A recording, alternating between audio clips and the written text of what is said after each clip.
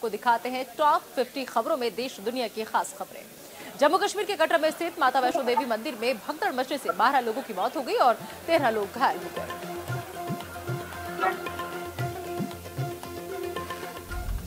बताया जा रहा है कि नए साल के मौके पर श्रद्धालु 12 बजे के बाद माता वैष्णो देवी के दर्शन करना चाहते थे। भीड़ में कुछ युवकों की एक दूसरे से झड़प हो गई, जिसके बाद वहां भगदड़ मची और 12 लोग मारे गए। वहीं हादसे के बाद कुछ वक्त के लिए यात्रा रोक दी गई थी, लेकिन बाद में उसे बहाल कर दिया गया। अभी भी वहां श्रद्धालुओं का तांता लगा हुआ है। इस बीच केंद्रीय मंत्री जितेंद्र कटरा के नारायण अस्पताल पहुंचे और जहां भगदड़ में घायल हुए लोगों से मुलाकात की। घायलों से मिलने के बाद जितेंद्र सिंह ने कहा, कुछ सालों में देखने को मिला है कि नए साल की पूर्व संध्या पर युवा यात्रा करने आते हैं और हमें इसके अनुकूल व्यवस्था करनी होगी। वहीं उपराज्यपाल मनोज सिन्हा ने उच्च स्तरीय जांच के आदेश दिए और कहा, भगदड़ में मारे गए लोगों के परिजनों को 10 लाख रुपए और घायलों को 2 लाख रुपए की राशि दी जाएगी। वहीं डीजीपी ने कहा, मुझे लगता है कि उधर किसी तरह का भ्रम हुआ होगा, जिससे कुछ प्रतिक्रिया हुई होगी और सभी चीजें देखी जा रही हैं। ज्यादातर मौतें दम घुटने और लोगों में आपस में टकराने से हुई हैं। वहीं हादसे पर प्रधानमंत्री ने दुख जताया और भगदड़ में जान गंवाने वालों के परिजनों को 2-2 लाख रुपए की अनुग्रह राशि दी जाएगी और घायलों को 50,000 रुपए दिए जाएंगे। माता वैष्णो देवी मंदिर हादसे में मारे गए मृतकों के परिजनों के प्रति राहुल गांधी ने शोक संवेदना जाहिर की। घायलों के जल्द स्वस्थ होने की कामना की। हरियाणा के भिवानी में बड़ा हादसा। खनन इलाके में पहाड़ धंस गया। मलबे में दबकर 3 लोगों की मौके पर ही मौत हो गई, कई लोग घायल हैं। वहीं पहाड़ में दबकर करीब 20 वाहन तहस नहस हो गए। फिलहाल बचाव कार्य शुरू कर दिया गया है और पुलिस टीम भी मौके पर पहुंच गई है। वहीं खनन में इस्तेमाल होने वाली पॉकलैंड और दूसरी कई मशीनें मलबे में दब गई है। नए साल पर प्रधानमंत्री नरेंद्र मोदी ने किसानों को दिया बड़ा तोहफा। पीएम मोदी ने किसान निधि योजना के तहत 10वीं किस्त जारी की। प्रधानमंत्री ने वीडियो कॉन्फ्रेंसिंग के जरिए 10 करोड़ से अधिक लाभार्थी किसान परिवार को 20,000 करोड़ से अधिक की राशि ट्रांसफर की। एसपी प्रमुख अखिलेश यादव ने किया बड़ा ऐलान। कहा, सरकार बनने पर सूबे की जनता को 300 यूनिट तक बिजली फ्री दी जाएगी। किसानों को सिंचाई के लिए मुफ्त बिजली मिलेगी। कन्नौज में इत्र कारोबारी मोहम्मद याकूब पर कसता जा रहा आईटी का शिकंजा। कारोबारी याकूब के यहां नोटों की गिनती जारी। आज से 15 साल से 18 साल के बच्चों के वैक्सीनेशन के लिए रजिस्ट्रेशन शुरू। बता दें कि 3 जनवरी से बच्चों के लिए कोरोना वैक्सीनेशन की शुरुआत की जाएगी। देश में कोरोना के 22,775 नए मामले आए सामने। इस दौरान 406 मरीजों की मौत और 8,949 लोग ठीक भी हुए। देश में ओमिक्रॉन वेरिएंट से संक्रमित मरीजों की संख्या में भी लगातार हो रही बढ़ोतरी। भारत में इस वेरिएंट के कुल मामले 1431 हो गए हैं। वहीं महाराष्ट्र में ओमिक्रॉन के मामले 454 और दिल्ली में ओमिक्रॉन के 351 मामले दर्ज किए गए। महाराष्ट्र के डिप्टी सीएम अजीत पवार ने बताया कि महाराष्ट्र में कुल 10 मंत्री और 20 से अधिक विधायकों की जांच में कोरोना पॉजिटिव पाए गए हैं। कर्नाटक में मिले ओमिक्रॉन के 23 नए मामले। अमेरिका, यूरोप और मध्य पूर्व और अफ्रीका से आए 19 संक्रमित। पंजाब में नए साल के मौके पर बड़ी संख्या में लोग अमृतसर के स्वर्ण मंदिर पहुंचे। मत्था टेक कर सलामती की दुआ मांगी।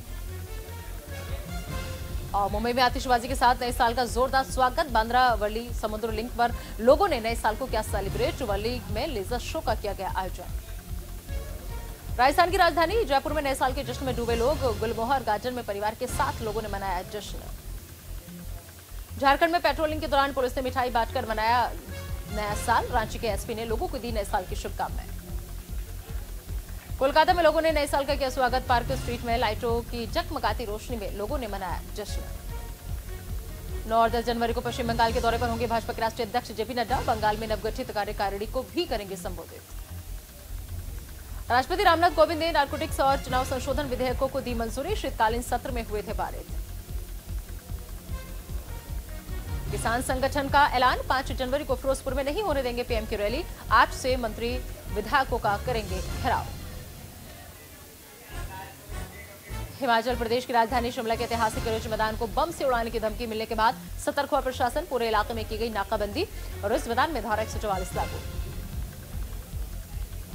दिल्ली में आज से पुराने वाहनों पर रोक। 10 साल पुराने डीजल वाहनों पर लगेगी रोक। प्रदूषण के खतरे को देख नेशनल ग्रीन ट्रिब्यूनल ने लिया फैसला। टेक्सटाइल पर जीएसटी बढ़ोतरी का फैसला हुआ वापस। फुटवेयर पर जारी रहेगी जीएसटी। जीएसटी काउंसिल की बैठक में लिया गया फैसला। पूर्व क्रिकेटर वीरेंद्र सहवाग की बहन अंजू सहवाग आप में शामिल, नगर निगम चुनाव लड़ने की संभावना। पर्यटकों के लिए राष्ट्रपति भवन और राष्ट्रपति भवन संग्रहालय 1 जनवरी से आम जनता के लिए अगले आदेश तक रहेगा बंद। अगले आदेश तक गार्ड ऑफ चेंज समारोह पर भी लगी रोक। देश भर के गैर सरकारी संस्थाओं को राहत, गृह मंत्रालय ने FCR लाइसेंस की वैधता 31 मार्च तक बढ़ाई। YSR कांग्रेस सांसद राजू और 15 अन्य के खिलाफ सीबीआई ने दाखिल किया आरोप पत्र। 947 करोड़ रुपए के कथित कर्ज धोखाधड़ी का लगा आरोप।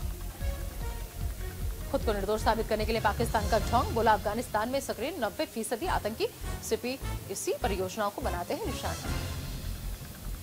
इमरान सरकार के साथ समझौता खत्म होते ही खून खराबे पर उतरा तहरीक-ए-तालिबान। 3 दिन के अंदर मारे 11 पाकिस्तानी सैनिक। साउथ अफ्रीका में नए साल 2022 के आगाज पर नई उम्मीद जगी। ओमिक्रॉन की वजह से लगे कर्फ्यू को हटाया गया।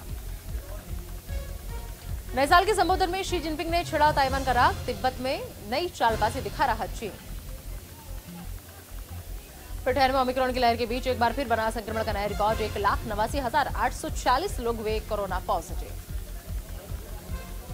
अमेरिका में कोरोना महाविस्फोट। पिछले 24 घंटे में 6,47,067 लोग हुए संक्रमित, 1400 लोगों की मौत। ऑस्ट्रेलिया में कोरोना के टूटे सारे रिकॉर्ड। एक दिन में मिले 32,000 से ज्यादा मामले। फिलाडेल्फिया में 2 बंदूकधारियों ने 65 राउंड फायरिंग की। 6 लोग जख्मी, 2 लोगों की हालत गंभीर, अस्पताल में कराया गया भर्ती।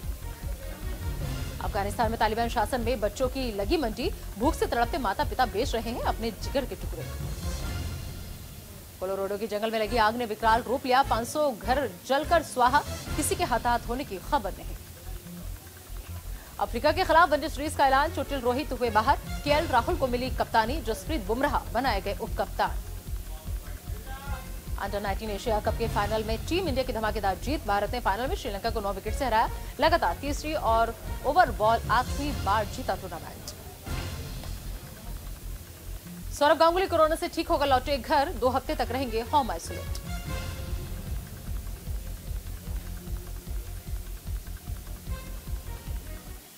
तो फटाफट अंदाज में आपने जाना देश दुनिया का हाल। चलिए आगे बढ़ते हैं, रुक करते हैं इस वक्त की बड़ी खबर का। आपको बता दें कि हरियाणा से इस वक्त की ये बड़ी खबर बता दें कि भिवानी में पहाड़ खिसक